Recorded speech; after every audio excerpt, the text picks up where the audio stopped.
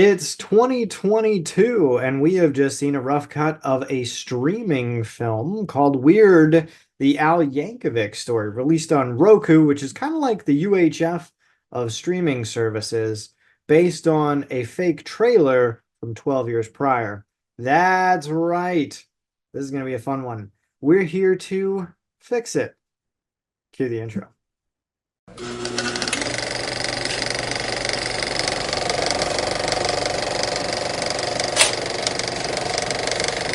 Hey, everybody, and welcome to the Mirror Movie Universe podcast. My name's Nate, and I'm one half of the hosting team of the shindig of a show. And across the aisle and across the country from me is my older brother, Dan. Say hi, Dan. Hey, everybody. You could kind of think of me as the Aaron Paul to your Daniel Radcliffe. Yes, You because would Aaron Paul kind of get if plays you, yeah, he plays him in the trailer, and the Daniel Radcliffe plays him in the in the in the actual movie. thing. Yeah, Yeah. That's a nice little niche reference right there. thank you. So we're talking about Weird, the Al Yankovic Story today, which is a rather lovely film from just a couple of years ago. Because we're kind of on a Weird Al kick. We mentioned it in our UHF episode, but in all of our pitches, I put Weird Al in as cast as somebody because I think it's funny. It just started as a running gag on this show, and we actually have like a legitimate love for the guy. We grew up listening to all of his albums and Yep. singing all of his songs, all of his stuff, all of Dr. Demento's stuff. You Yeah, don't know who that is, but after you watch Weird the Al Yankovic Story, you will. you will. And yeah, so we kind of wanted to honor the man and do these episodes. So in order to talk about what we like and what we would fix about Weird the Al Yankovic Story, we're going to have to talk about what happens in Weird the Al Yankovic Story. So this is a parody film. That's not at all surprising, right? But it's a very specific parody where UHF was just kind of making fun of every movie under the sun, and we love it for that. Weird the Al Yankovic Story kind of parodies and makes fun of a very specific subgenre of self-absorbed like music bio documentary, pseudo documentary kind of thing. Think Bohemian Rhapsody, the movie, right? Where it's like Freddie Mercury is awesome and he can do no wrong, and he believes in himself and in the band and all of this kind of stuff. Isn't Freddie Mercury great? And Freddie Mercury is great, but there are some really overblown scenes in movies like that. And And they're very paint by numbers. They all follow yeah, like a very similar structure where they start out, they find fame right away. Then there's a bit of a rift in the band. Then they get back together. Like, right. if you've seen one, you've kind of seen them all, Yeah. truly. And Weird the Al Yankovic Story does that paint by numbers, except it just makes it just a beautiful rainbow of random. And I love it to death. So Weird Al is born. It starts with him like okay, sorry. Weird Al. It starts out with him in like a hospital being like drugged out near death, all of this kind of stuff. We go back to his like childhood, right? And he's listening to the Dr. Demento show. Now, Dr. Demento was an American radio host who played a bunch of really strange stuff prior to Weird Al. Parody and like skits and funny songs, all of this kind of stuff. He wants to be a little bit like, out there, but his dad works at the factory. They never say what they make at the factory, but his dad works there, and he doesn't want to grow up to work in the factory. So a traveling salesman like shows up at his house. This part is actually true, and sells his family an accordion. Al gets the accordion, but Al's father like doesn't approve of him playing the accordion because in this movie it's treated like drugs, and it's like taboo or something like that. So Al's dad beats the crap out of the salesman, and Al kind of secrets the accordion away to like a closet. At a high school student, he's invited to like a polka party, which is treated like a big like kegger rager with drugs, but it's not. They're just listening to polka music, and he's caught by the police and brought home, and they're like, your son was listening to polka, and they're like, no. And he has his accordion there, and it's like it's just delightful. So he like gets a band together, with Who some of his happens to roommates. just be his roommates. Like Yeah, he's playing a gig and like they just go on stage and start playing instruments with him and he's like, "You guys could play?" And they're like, "Yeah." Like yeah, I love that bit so yeah. much. And he records My Bologna, which is a parody of My Sharona. They send like the demo tape off in the mail. And by the time they walk back to their apartment, they have like the you're on the radio, Yeah. and he shoots up to stardom, which is a parody of like the rocket to fame that all of these music biopics do. Um, he They do the thing on stage. I think it's the Rocky Road song they do. And Dr. Demento, who's played by the guy from The Rainn Office, Wilson. Rainn Wilson, like is there and notices Al and invites him to like this big party with all of these strange surrealists and avant-garde artists like Salvador Dali and Alice Cooper and Gallagher and like John Deacon of Queen is there, and Weird Al is challenged in front of John Deacon to parody a Queen song, and he does. Another one, Rides the Bus, which is Another One Bites the Dust, and in a wonderful, wonderful joke, probably my favorite one of the movie. John Deacon is like, Queen is playing Live Aid. Would you have the honor of coming with us and playing Live Aid, which is the end climax of Bohemian Rhapsody, which we're Yeah. parodying. And Weird Al, like the music swells, and Weird Al looks at him and he goes, hard no. And he's like, what? That's the stupidest thing I've ever heard. He shoots up to like, superstardom. He gets like a huge mansion, all of this kind of stuff. He writes Eat It, which is, Starts dating Madonna. starts dating Madonna, who is crazy and wants Weird Al to parody her songs, Like a Virgin specifically. And he starts to get into like alcohol and drugs and all this bad superstar stuff. Which, by the way, Weird Al, like legitimately one of the nicest, like no scandals ever, like people you'll ever hear of in celebrity ever.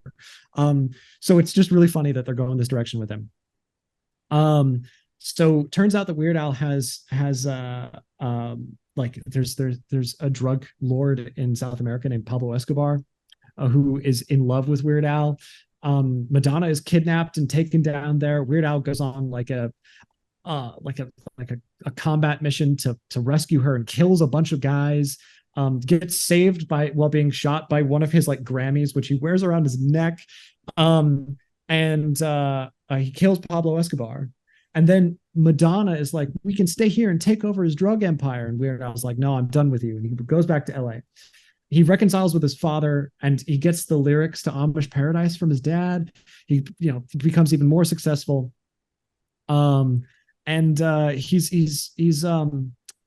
he's like honored at some award ceremony at the end. And it's like 1985 at this point. He's honored at some award ceremony. And Madonna is there trying to kill him. Like she's in the back, like with an eye patch, and she's evil and she's giving orders. And there's a guy in the front row with an M60 machine gun who just stands up and guns Weird Al down. And then the fades to black and it says Weird Al was assassinated in 1985 at the Grammy Awards. Madonna is still at large. Yeah. That's how the movie ends. I mean, I remember I was 4 years old at the time watching the VMAs live. I can remember that clear as day. You saw Weird Al and what a life cut short. I know. Just, oh, And tragic. then On live television too. Oh yeah. And if you watch after the credits, they do a Carrie thing where Madonna visits his grave and then his hand bursts out of the ground. Absolutely lovely. Yeah. I like it a lot about it. Dan, what do you like about Weird, the Al Yankovic Story? I love so much about this. We talk about cast a lot. I love the cast of this film. Like incredible. Daniel Radcliffe is hilarious as Weird Al. Absolutely hilarious. He plays him so well. Like we said earlier, this was made originally like 12 years ago. They made like a fake little trailer for Funny or Die with Aaron Paul as Weird Al. And I think that Daniel Radcliffe, no offense to Aaron Paul in any way, brings so much to this role. Like he can be angry and crazy and despondent when he's being, his alcohol fueled ragers, but he's also like sensitive and sweet with his parents and stuff. Like absolutely great. Evan Rachel Wood is fantastic as Madonna, uh, which is great. She's like manipulative and crazy, and you never know what's going to happen. Rainn Wilson, like you said, is great as Dr. Demento as well, which Patton Oswalt played in the trailer and wanted to play in this film, but broke his foot. And so there's a nice little cameo of him in the Rocky Road scene, but he couldn't do more than that. I love it. It's so fun as a fan of Weird Al to go through because you kind of know what's happening. Like I know, okay, Rocky Road. I know Another One Rides the Bus is coming. I know Amish Paradise is coming. And then like I can see the beats and you Mhm. can kind of see them coming.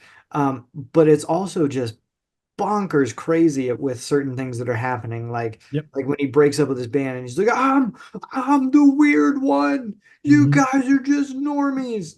Um, it's so wonderful to see these little things happening. Um, I think that the ending is my favorite part of this film because as a fan, as somebody who's loved Weird Al forever, and I'm following it beat by beat. And yeah, there's some crazy stuff. And yeah, there's some, oh, that never really happened, but that's funny. But when it came to that moment, it shocked the heck out of me. Like the third act of this movie goes totally off the rails. Hmm. And everything that you're expecting to happen does not happen. Yep. It's so great when he goes to rescue Isn't it great? Madonna. Yeah. Oh my gosh. And they're doing like this big choreographed fight scene and everything. You wouldn't find that in a musical biopic thing. No. But my favorite bit genuinely is when he's killed at the end because it comes so out of left field and it Hmm. just smacks you in the face. Um, oh my gosh, I absolutely loved it. Couldn't believe that that's how it ended, but could not think of a better ending for this film.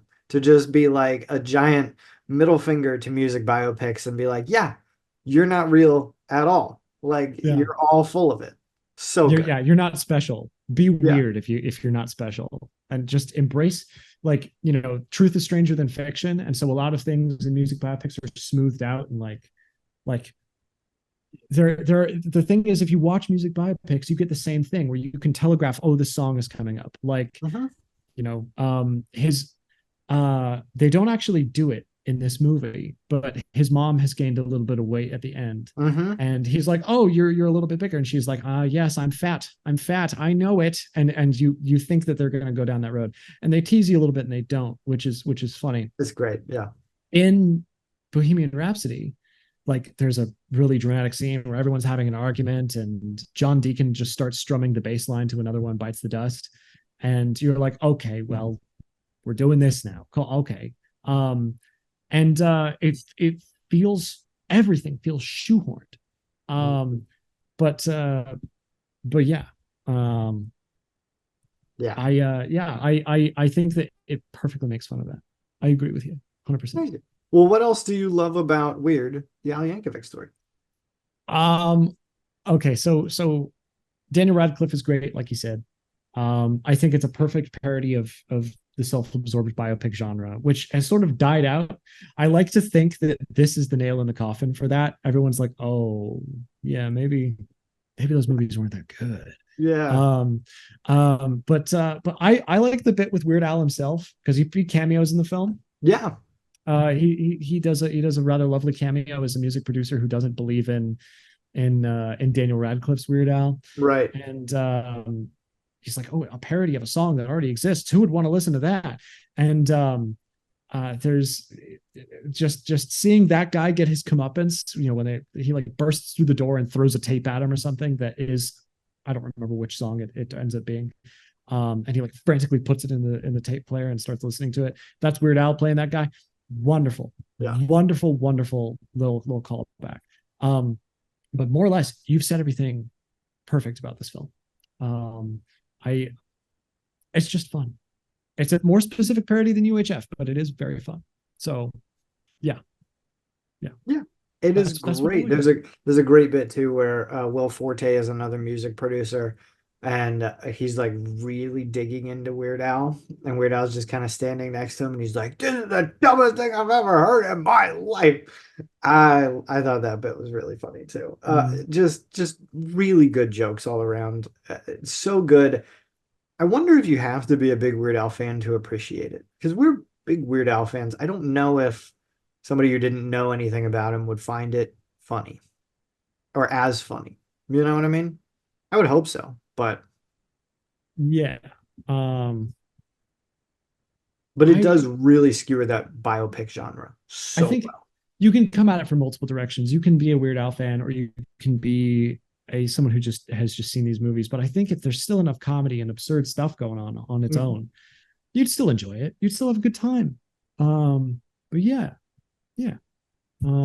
It's perfectly serviceable, fun movie.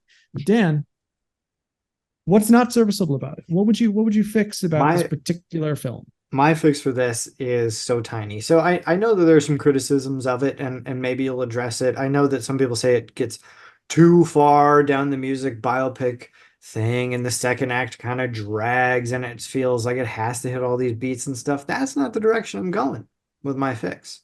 My fix is purely about how this film was released. So we're movie producers, right? That's the whole gimmick of this show.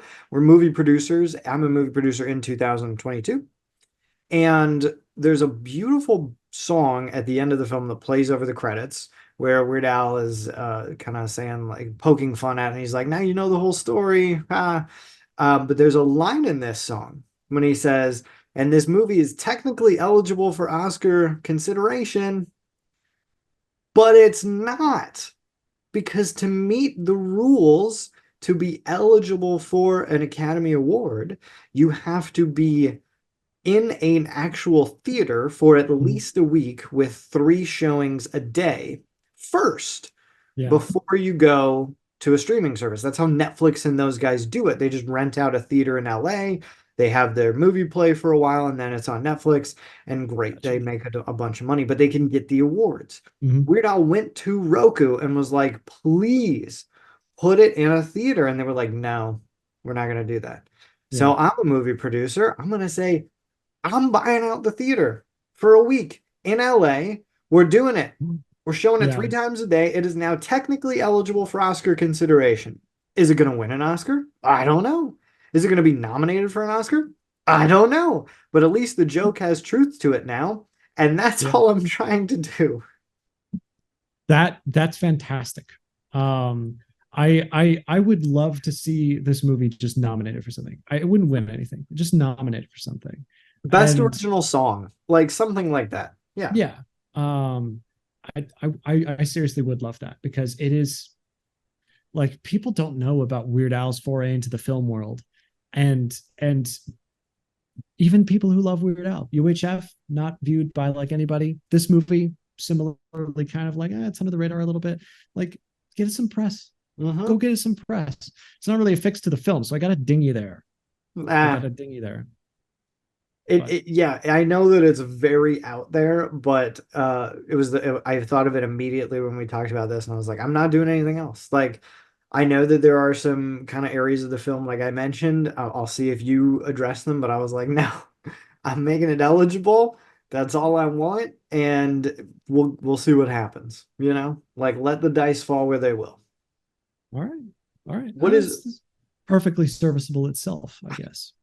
if we ever had t-shirts made for this Perfectly show? serviceable. Perfectly serviceable and very cool. Those are Very your two cool. catchphrases.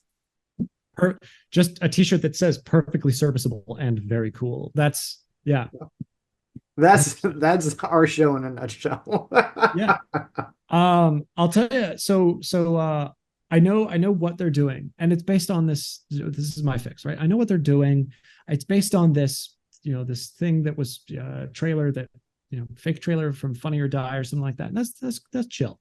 Um, I my first thought required an overhaul of the entire plot, um, or at least a subsection that explains his backstory differently.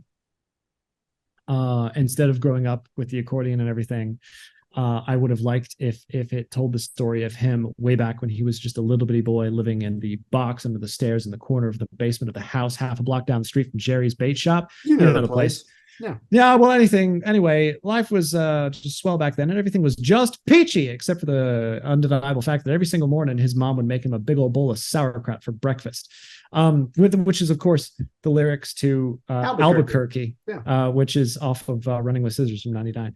I love Albuquerque. It's 12 minutes long, and it's just the narrative of the life of someone incredibly, incredibly strange, and includes a fight in a hotel room in Albuquerque, a plane crash, and him sawing the arms and legs off of another person with a chainsaw, being attacked by weasels, and trying desperately to order donuts at a restaurant and not being able to.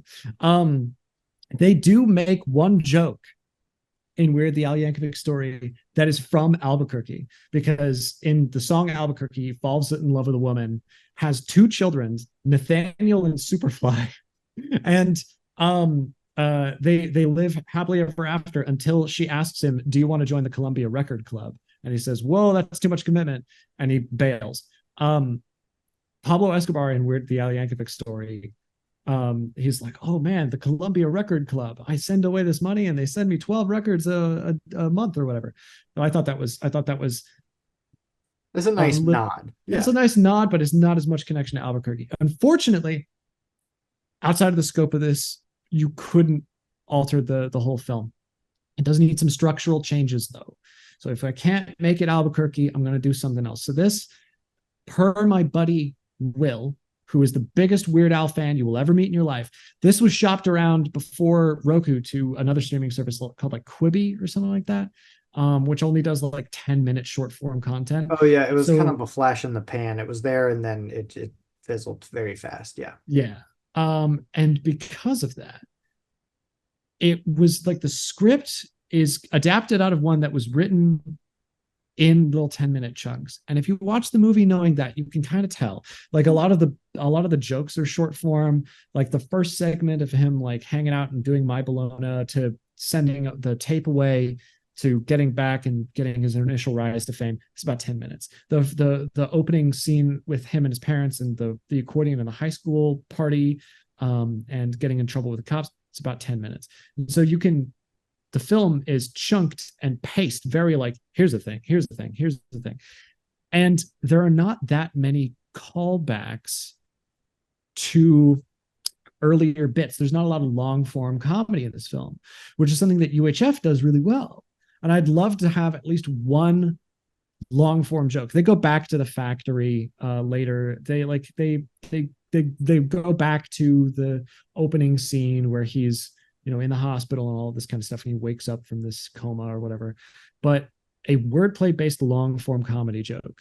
Like I said, in UHF, there's this homeless guy who gets a penny from I think it's from the Channel 6 guy, because he's like, "Oh, have a penny," and he throws it at him. And it turns out to be like this double die mint priceless thing. And the Channel 6 guy has been trying to get a Rolex for the entire movie. And his final comeuppance is the homeless guy coming up to him at the end and being like, "I bought all the shares in the television station and I had enough left over to get a real nice watch. It's a Rolex, see?" And that has been like the multiple parts of that joke have been established and run throughout the entire film to get to that point as a payoff. Where the Yankovic Story is just not written to have that kind of payoff. It has callbacks, but it's chunked out. So edit it a little bit. Maybe you could do something where you tell the story more out of order. Just hash the film up a little bit and try to add in some running gags. Because right now I can tell that it was written in 10-minute bits. And I would love if it wasn't. So that's my fix. That's interesting that you say that, because I thought watching it that it was because they were trying to stick so closely to the biopic beats.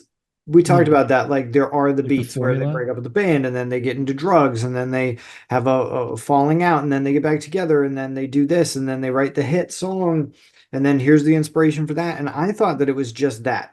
And so watching it, like I felt it was a little tiresome kind of in the middle act, because I was like, okay, oh, yep, that's that beat. Oh, yep, now there's this. Oh, okay, now there's this. And really the only callback, big one, is the like a surgeon bit which, as you Mhm. pointed out, opens the film and then comes back in that middle act there. And so, sure, I totally get what you're saying. I had no idea that it was written in those 10-minute segments, but now that you're talking Mhm. about it, I'm like, yeah, that makes perfect sense. That of Yep. course it was, because and weirdly, it fits really well with those dumb music biopic things too. Yep. Um, so It yeah, works I with the totally formula, get that. but it doesn't pace quite well. I'd Yeah, also like if we can pad some of the runtime with that, like it is short. Could make it a yeah, little it's longer too. 90 minutes or so. Yeah, so you're saying like edit it a little bit, add in some bits here, cut out some bits there, just make it a little bit more, um, a little bit less stuck to those little run times. Yeah. Yeah, because once you notice it, and you will notice it out there in internet land, once you notice it, you can tell. Yeah, you And can't go back. Yeah. no. So I'm sorry that I've ruined your part of your enjoyment of this film, but it's still a great movie and I like it a lot. It's just like I'd fix that one thing, you know what I mean? So yeah, All yeah. right. All right, Internet. Well, what do you think about Weird, the Al Yankovic story? Is it the very best music biopic parody ever made? Or is that, what is it, Walk Hard, the Dewey Cox story? Who knows? You do, because everybody has opinions. Um, which fix do you like better? Do you think that the movie needs some editing, some chunking up, some little additions here, moving pieces around to make it less stringent to those 10-minute chunks? Do you think that it should have run in theaters so that Weird Al could have possibly been nominated for an Academy Award? Do you think that Madonna should have had a bigger role? Do you think that Oprah should have had a bigger role? Do you think that Andy Warhol should have had a bigger role? I don't know. You do. So go ahead and comment, write down what you think. Like it if you like the video, and subscribe because we're going to be doing more fun stuff next. You don't want to miss Nate's pitches because he always puts Weird Al in, and I love that about it. Yep. So thank you for watching, everyone. We hope that you have a weird one. Yeah, have a weird one, everybody.